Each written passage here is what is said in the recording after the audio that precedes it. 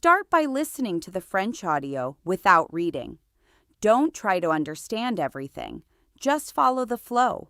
Listen again, picking up more details each time. Only then check the English version and return to the French once more. Le poids du temps. Chapitre 3. J'éprouvais plutôt la sensation que l'univers venait de glisser latéralement, comme un décor trop vaste que l'on déplace derrière un rideau immobile. Les contours des meubles doublèrent un instant, puis se rejoignirent. Une odeur de pluie fraîche remplaça celle de cendres froides. Et, dans la maison, j'entendis ma propre voix parler à Claire dans le salon voisin. Je me précipitai vers le miroir du corridor. Mon reflet y figurait, pâle et intact. Le temps avait reculé. J'étais revenu. Je descendis l'escalier 4 à 4. Dans le salon, Claire se tenait près de la bibliothèque, tandis que l'autre moi, assis dans le fauteuil, lui racontait quelque absurdité sur l'inventaire du sous-sol. La vision de ma propre présence me causa un vertige, plus violent encore que le passage lui-même. Claire fut la première à me voir. Son visage se vida de couleur. L'autre Julien se retourna, se leva, et nous restâmes un moment à nous fixer, comme deux pensées que le même cerveau refuserait d'héberger ensemble. « Mon Dieu !» murmura Claire. Je parlais avant l'autre, avec la brutalité de la panique. « Écoute-moi, tu ne dois pas partir à pied. Dans 1 heure, un autobus va déraper à South-End Road. Tu seras renversé. Il faut rester ici. » Mon double me dévisageait avec une haine incrédule, où je reconnus ma propre capacité de défense contre l'impossible. « Qui êtes-vous » dit-il. « Peu importe, écoute-la, fais-la rester. » Claire, pourtant, me regardait autrement, non comme un fou, mais comme un homme qui porterait déjà le poids d'une catastrophe accomplie. « Julien, dit-elle lentement, si c'est un rêve, il est très élaboré. » Je fis un pas vers elle. À cet instant, l'horloge du salon sonna 11 heures. Le son parut se prolonger démesurément, comme si chaque coup ouvrait dans l'air une cavité supplémentaire. Mon double porta la main à sa tempe. La pièce vacilla. J'eus l'intuition soudaine, terrible, qu'il n'était pas supportable que 2 versions d'un même être demeurent trop longtemps dans un même point du temps. Alors, les lumières s'éteignirent. Pas seulement la lampe. Toutes les surfaces réfléchissantes de la pièce se noircirent d'un seul coup. Vitres, cadres vernis des tableaux, globes de la suspension. Et dans ces ténèbres lisses se dessinèrent des profondeurs qui n'appartenaient ni à la maison, ni au monde. J'y aperçus pour une seconde des formes longues et articulées, non pas des corps, mais des intentions de corps, comme si des créatures patientes attendaient depuis des siècles l'erreur d'un homme pour trouver accès à sa minute. Claire cria. Je saisis son bras et l'entraînai vers la porte d'entrée. « Viens !» Mon double, lui, demeurait figé, les yeux ouverts sur une horreur que je ne pouvais partager qu'imparfaitement. Avant de sortir, je le vis tourner vers moi un visage déjà lointain, comme si la pièce le retirait de l'histoire.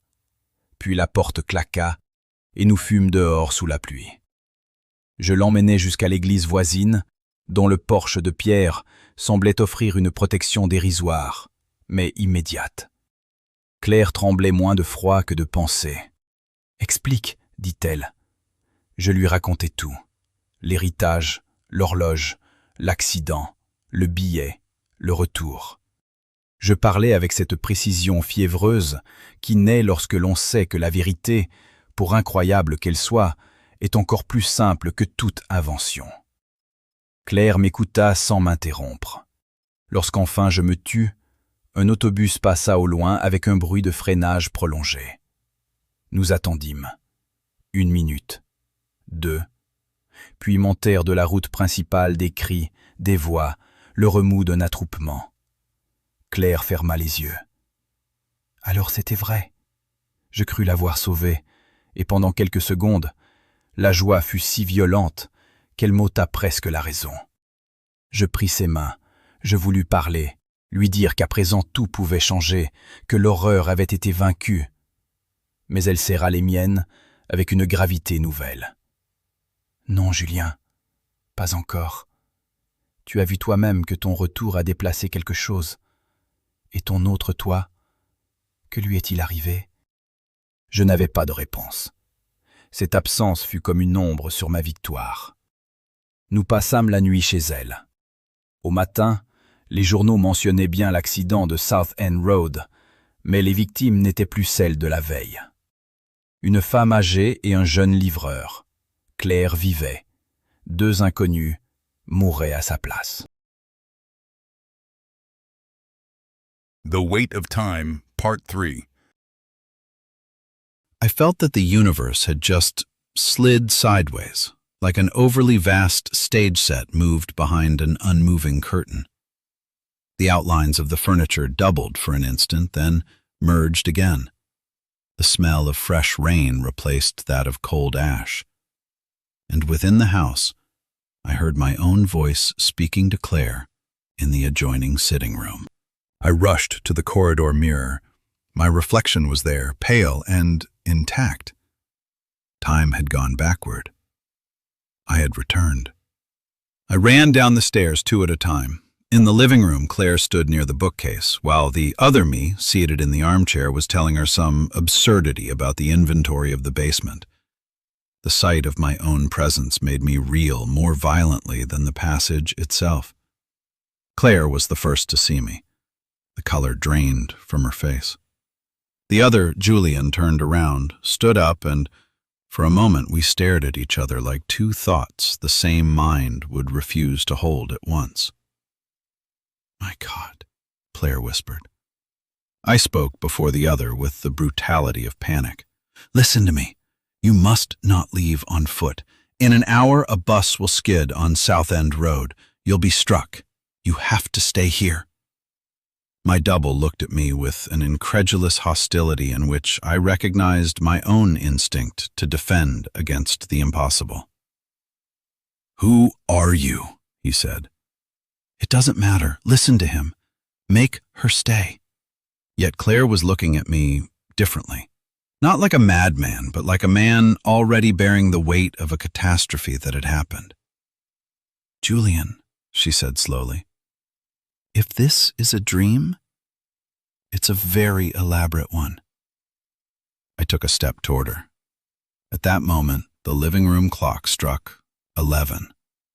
The sound seemed to stretch unnaturally, as if each chime opened an additional hollow in the air. My double raised a hand to his temple. The room wavered. A sudden, terrible intuition came to me, that it was not bearable for 2 versions of the same being to remain too long at the same point in time.